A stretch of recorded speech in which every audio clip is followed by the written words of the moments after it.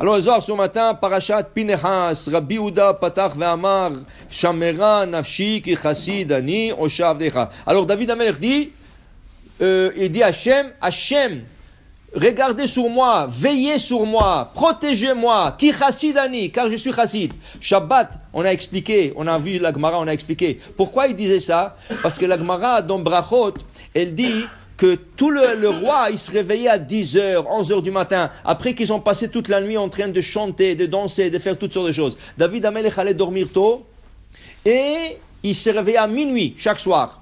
Et à minuit, il commençait le Tehillim et l'étude de la Torah. À l'aube, tout le conseil d'administration, ceux qui gèrent le pays rentraient chez lui. Ils voulaient savoir quoi faire aujourd'hui, comment on gère l'économie, comment on gère l'armée, qu'est-ce qu'on fait exactement. Et David Amelech s'occupait de ça. Il faisait sa prière. Et le reste de la journée, qu'est-ce qu'il faisait? Il passait en vérifiant les femmes, pas vérifiant, ça veut dire vérifiant le bédika de femmes. Le femme voulait savoir est-ce qu'elle est impure ou pas pure. Et le femme qui faisait de fausses couches, il regardait les placentas, il regardait les embrouillants, est-ce que c'est un garçon, c'est une fille, pour que la femme sache est-ce que c'est 40 jours, c'est 80 jours. Tout ça, il passait la journée plein de Torah. Et c'était un roi. Lo chassidani, je ne suis pas chassid, tout le roi, ils se promènent, ils prennent des yachts, ils vont en mer, et ils font des festivités et tout ça. Et moi, je suis plein de Torah, de minuit, toute la journée, jusqu'au minuit Alors, chassidani. Alors, il dit ici, Shamera nafshi, Hachem, protège-moi. Alors, normalement, on dit le soir, Shamor mi baele. En hébreu, Shamor nafshi. Pourquoi Shamera? Pourquoi il y a un he supplémentaire ici? C'est quoi le he? Pourquoi cet he supplémentaire? On sait que chaque lettre, elle a sa spécialité. Okay? Chaque lettre, elle a des énergies qu'elle mène dans ce monde, de l'autre monde. Okay? Chaque lettre. La he, c'est contre Ainara. Vous savez que la lettre he, c'est contre Ainara. Okay? C'est pour ça qu'on dit Hamza. Pourquoi Hamza? Parce qu'en valeur numérique, c'est he. Alors, Hamza. Alors pourquoi ils disent parce que il dessinait à l'époque, il mettait pas la main. Il dessinait c'était une plaque, un médaillon, et dans le médaillon ils écrivaient la lettre He. Ça c'était la protection de Ainara. Après c'est devenu la main. Mais la main aussi, c'est Menatora. Le Rav Frida, il dit, la main, c'est aussi Menatora. Il dit que c'est un ségoula, que quand tu montres le paume de la main à quelqu'un, le paume de la main, il émet une certaine énergie qui repousse la Ainara. Alors, si quelqu'un, tu as peur qu'il te donne Ainara, fais comme ça. Okay? Fais comme si tu as chaud. Ah, j'ai chaud. C'est ça. Si tu regardes le Rav Ovadia Yosef, par exemple, toujours dans ce discours, parce que les gens le regardent, le fixe le regarde, il a peur d'Ainara. Alors il faisait toujours de temps en temps, il faisait comme ça, il levait la main. Ken? Si tu regardes le Rabbi de Lubavitch, aussi il faisait comme ça. Ken? Il y a une photo de Rabbi de très très connu, il a levé la main.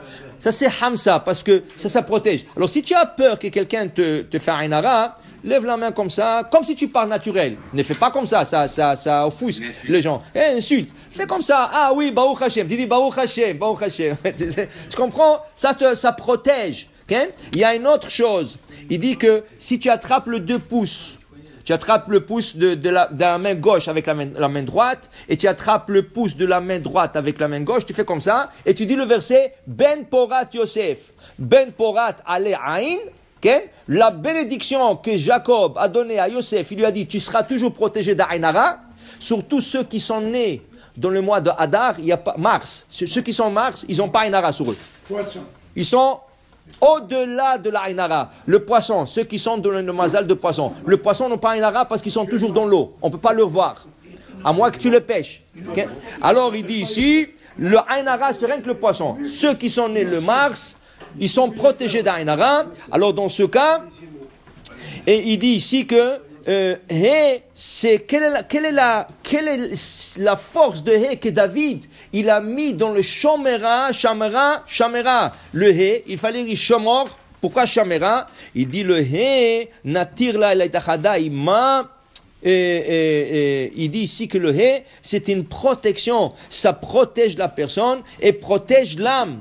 Il dit ici pourquoi? Quand l'âme, elle monte au ciel, elle veut trouver une place.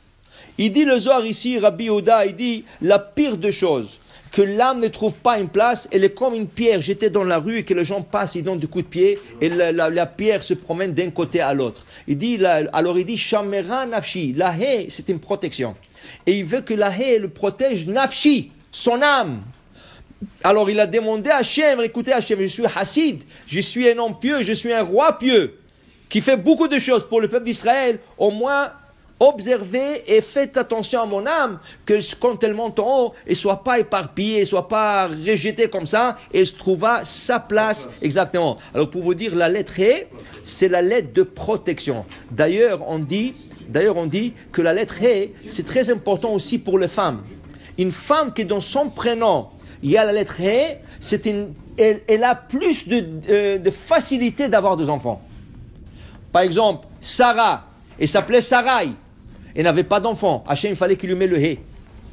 Rivka, elle a eu 2 enfants. Ken? Léa, qui c'est qui a eu le plus de difficultés à avoir 2 enfants? Rachel, parce qu'elle n'a pas de hé. Et elle, son prénom n'a pas été changé.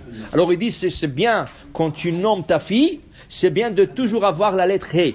C'est pas une obligation, mais ça donne plus facilité à la fille d'avoir des enfants quand elle sera plus grande.